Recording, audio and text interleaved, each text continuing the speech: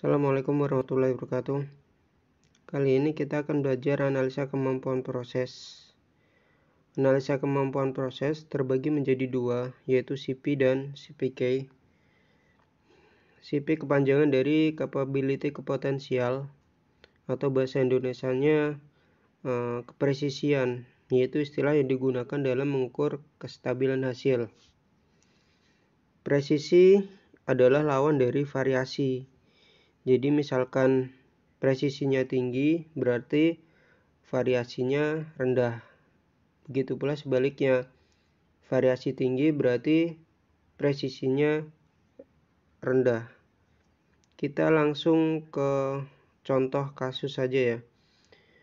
Misal kita bekerja di sebuah pabrik air mineral.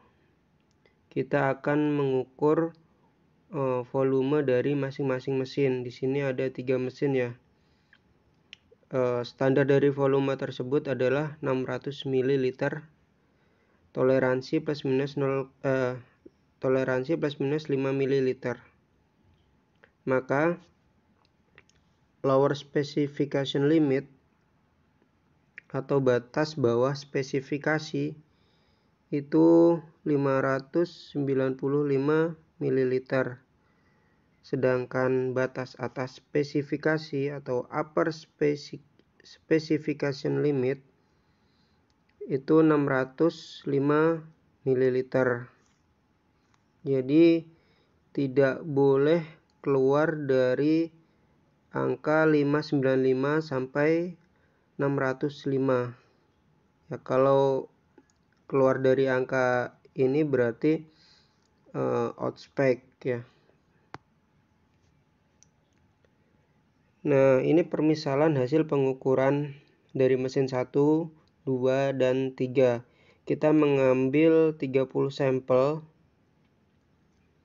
dari masing-masing mesin. Nah, sebelah sini adalah tabel histogram. Angka yang horizontal ini adalah angka volume dari air mineral tersebut ya, satuannya mililiter, sedangkan ini adalah angka satuan temuan dari sampel tersebut. Misalkan dari mesin 1 yang volumenya 598 itu ada berapa? Di sini batangnya lurus dengan angka 2, maka di mesin 1 yang volumenya 598 ada 2 pieces. Sedangkan yang volumenya 600 ml ada 11 pieces. Di sini antara 10 dan 12, tengah-tengahnya ada 11 ya. Ada 11 pieces. Ya, kurang lebih seperti itu pembacaannya. Dan ini adalah LSL, ini saya garisin, dan USL juga saya garisin. Misalkan ada yang keluar dari spek, nah bisa mudah ketahuannya ya. Di sini berarti di mesin 1 masih masuk spek semua ya. Masih masuk spek, cuma variasi agak lebar ya, agak besar. Untuk mesin 2 ini variasinya sedikit. Berarti ini mesinnya sangat presisi dibanding mesin 1 tadi ya. Dan untuk mesin 3 ini variasinya sangat tinggi, bahkan ada yang keluar dari spesifikasi nih. Keluar dari spesifikasi ada 2 piece. Jadi kesimpulannya, mesin yang paling presisi, yang CP-nya paling tinggi adalah mesin 2. Diikuti mesin 1, dan yang CP-nya paling rendah yaitu mesin 3. Next.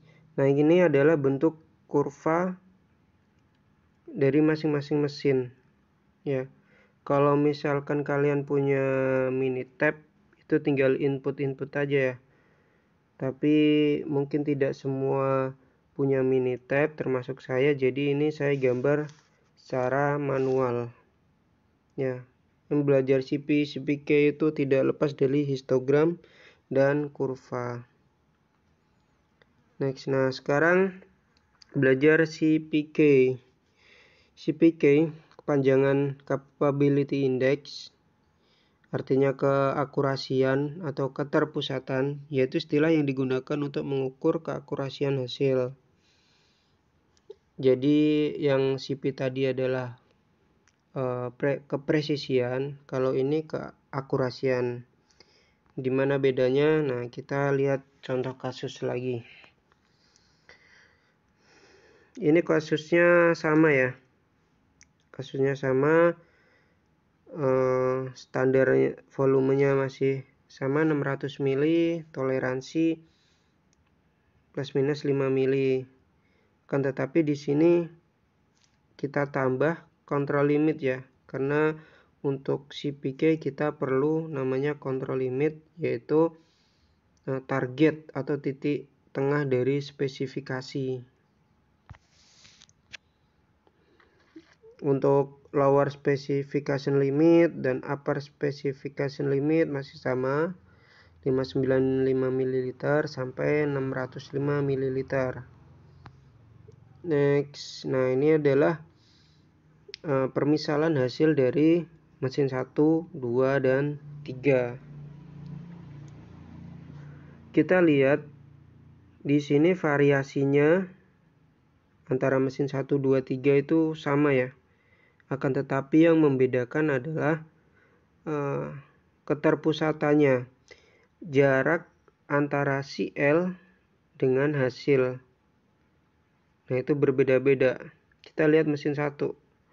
Mesin 1 ini jauh dari CL, bahkan ada yang keluar dari spesifikasi.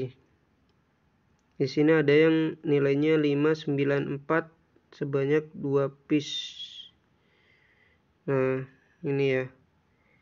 Untuk mesin 2 ini masuk spesifikasi, masih di dalam LSL dan USL, akan tetapi masih kurang tengah ya, masih ada jarak dengan CL. Sedangkan mesin 3 ini posisinya di tengah, pas di CL. Jadi intinya atau kesimpulannya, nilai CPK yang paling tinggi adalah mesin 3, kemudian mesin 2, dan yang paling rendah adalah mesin 1.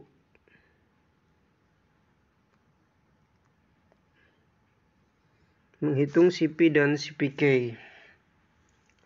CP dan CPK bisa disajikan dalam bentuk angka ya, dengan rumus-rumus berikut. Nah, CP USL min LSL dibagi sigma. Ini adalah simbol sigma. Dan kemudian CPU, CPL, CPK. Untuk X strip atas di sini rata-rata ya. Bagi yang belum tahu, ini adalah rata-rata. Nah, ini adalah 3 sigma. Ini juga 3 sigma. Nah, adjustment. Ini adalah kesimpulan dari nilai CP. Misalkan nilai CP lebih dari 1,33, maka kesimpulannya hasil tersebut sangat baik. Jika CP 1,00 sampai 1,32, maka kesimpulannya hasilnya baik. Biasanya ini masih masuk spek ya, masih masuk spek. 0,67 sampai 0,99 itu kesimpulannya hasilnya kurang. Biasanya sedikit keluar dari spesifikasi.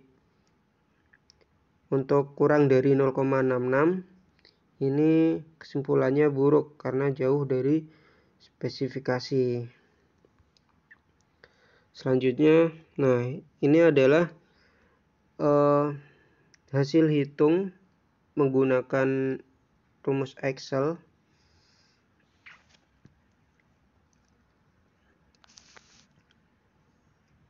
Ini adalah contoh yang pertama ya, contoh dalam CP tadi ya. Kita lihat di CP-nya.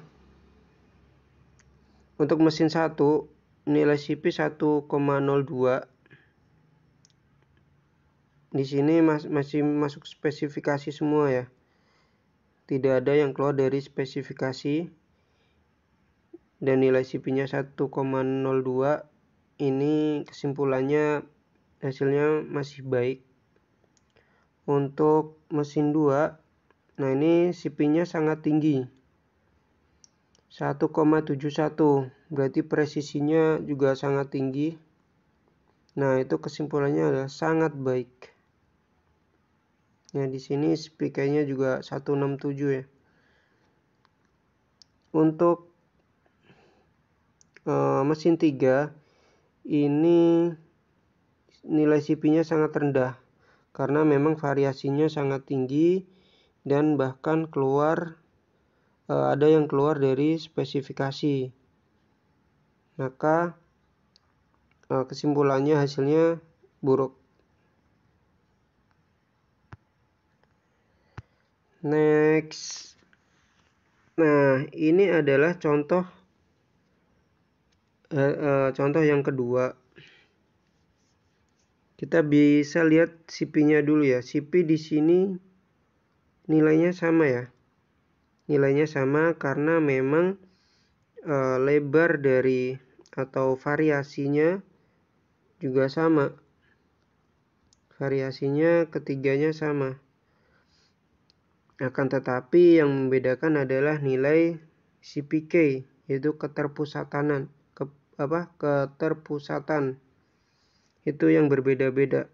Nah, untuk mesin 1 ini kecil ya, 0,35 hasilnya. Karena memang jauh dari titik tengah. Jadi kontrol limit.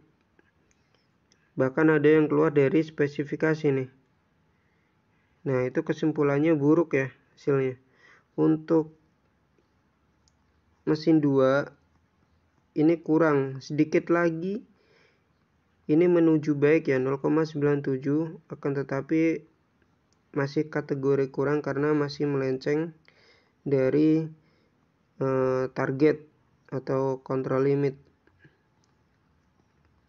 Nah, ini untuk mesin 3 hasilnya sangat bagus, 1,51.